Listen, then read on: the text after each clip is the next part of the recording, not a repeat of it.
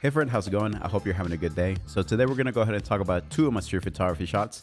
But before then, if I can go ahead and have you subscribe, like, and follow both on my Instagram as well as this YouTube.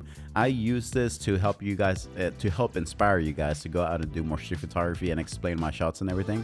And I also use it as a way to meet people that do street photography and get inspired by other people on Instagram as well as on YouTube.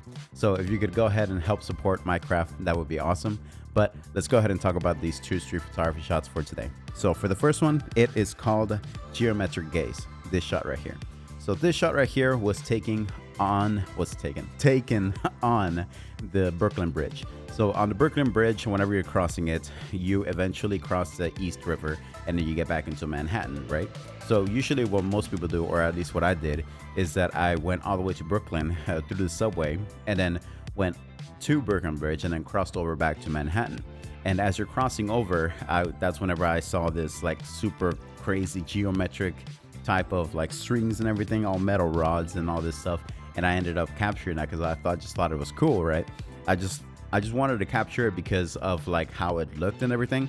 But after the fact, I ended up looking closer into the image and I was able to see more things about it that I didn't see initially whenever I was taking a picture. So for this one right here, if you go to the right, I'll go ahead and zoom into it right now. But if you go into the right there, you can actually see that there is Jane's Carousel, this spot right here. So Jane's Carousel is actually a carousel where people can go and, you know, take their kids and everything. And it's like right next to the East River going on towards Manhattan. But you can actually go there. And then on the background right there, you can actually see the Manhattan Bridge. The Manhattan Bridge and the Brooklyn Bridge are like right next to each other. Whenever it comes to taking pictures from under the bridge, you get better pictures from Manhattan Bridge than you do from Brooklyn Bridge under the bridge. And then whenever it comes to taking pictures on top of the bridge, usually it's better to take pictures from the Brooklyn Bridge than it is from the Manhattan Bridge. You can get a whole bunch of different perspectives, but that's basically this shot. I just wanted to get that geometric side to it and everything, and I was still able to capture the Manhattan Bridge in the background and that carousel on the very right corner. And if you look at the very top of the picture right there, you can actually zoom in and you'll see that there's like one bird that I ended up capturing after the fact. I mean, I caught it whenever I took this picture, but I had no idea that there was a bird there. But I ended up seeing afterwards and I just thought it was really cool. Just like a little Easter egg of a little bird at the edge of the image. But that's this shot. And then for the next one, it's called Remembrance, this shot right here. So for Remembrance, it is a statue that is actually in Times Square. It is the George M. Cohan statue. I'll just go ahead and read about him real quick.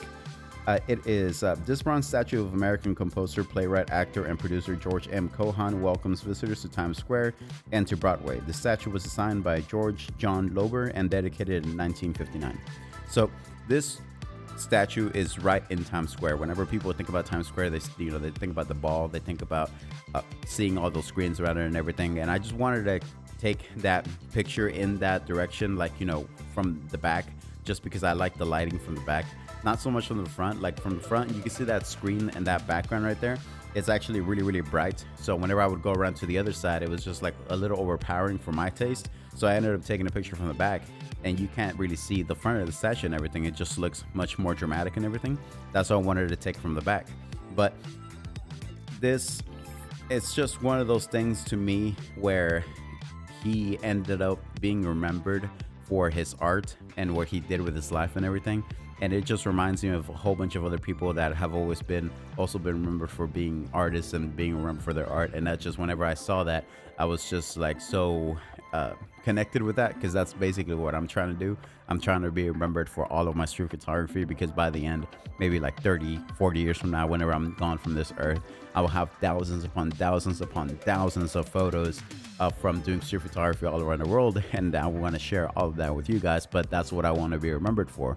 So whenever I took this picture, I was like, okay, this is one of my goals in life, that I want to be remembered for the type of art that I share with you guys.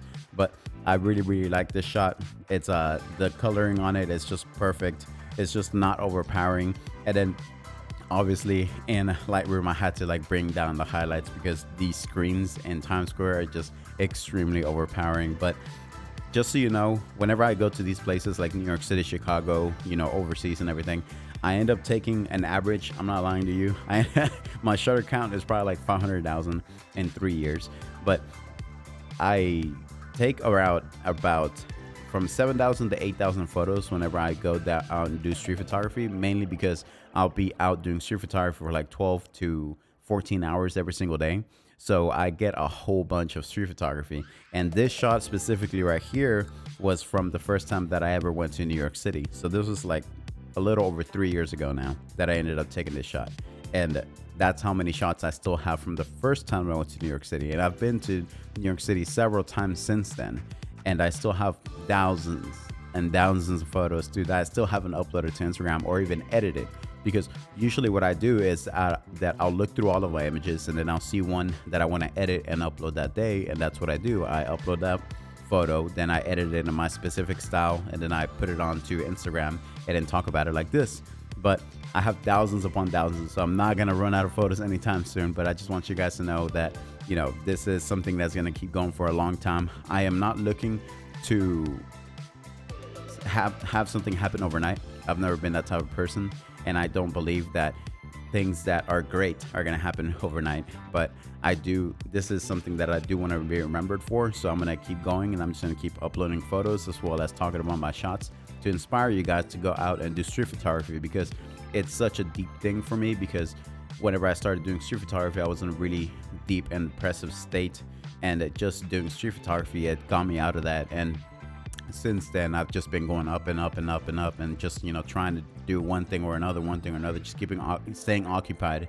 And street photography is the one thing that ended up helping me get out of that rut, get out of that deep abyss, and able to go and travel and, you know, do all these things that I would have never done if I hadn't started doing street photography. But yeah, those are the 2 shots for today, guys, and I really appreciate all your support. And yeah, I hope you guys have an awesome day, and I'll go ahead and catch you guys next time.